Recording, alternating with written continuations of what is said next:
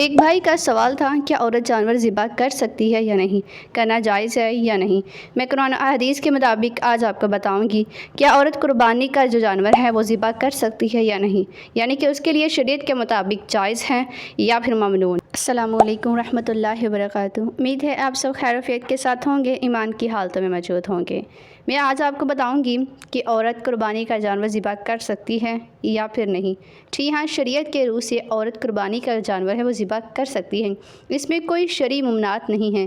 اس پر جواز قرآن حدیث میں بہت سے دلائل ملتے ہیں جو میں آج آپ کے ساتھ شیئر کروں گی۔ قرآن و سنت میں جانور ذبح کرنے کے لیے ذبح کرنے والے کے جنس یعنی کہ مرد یا عورت کی کوئی قید نہیں لگائی گئی۔ بنیادی شرائط ذبح کے حلال ہونے کے لیے ہیں، نہ کہ ذبح کرنے والے کے جنس کی۔ وہ شرائط یہ ہیں کہ ذبح کرنے والا جو شخص ہے وہ مسلمان ہو، اللہ کا نام لے کر ذبح کرے اور ذبح کے صحیح طریقے کے مطابق جانور کو ذبح کرنے کی کوشش کرے۔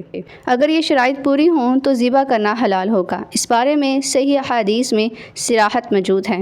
حضرت کعب بن مالک رضی اللہ تعالیٰ عنہ سے مروی ہے کہ ان کے ایک باندی نے پتھر سے ایک بکری ذبح کی جب وہ بیمار ہو گئی تھی، اور باندی نے سمجھا کہ اب یہ بچ نہیں پائے گی، تو رسول اللہ صلی اللہ علیہ وآلہ وسلم سے جب اس معاملے کے بارے میں گفتگو کی گئی، یعنی کہ اس معاملے کے بارے میں پوچھا گیا، تو آپ صلی اللہ علیہ وآلہ وسلم نے اس عورت کے ہاتھوں سے جو جانور ذبح ہوا اسے کھانے کا حکم دے دیا۔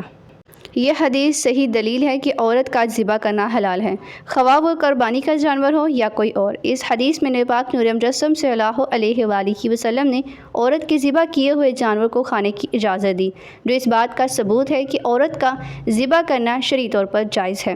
اس کے علاوہ صحابہ کرام سے بھی یہ ثابت ہے کہ خواتین ذبح کیا کرتی تھیں۔ مثلا حضرت ابو موسیٰ رضی اللہ تعالیٰ عنہ نے اپنی بیٹیوں کو حکم دیا کہ وہ اپنی قربانیاں خود ذبح کیا کریں۔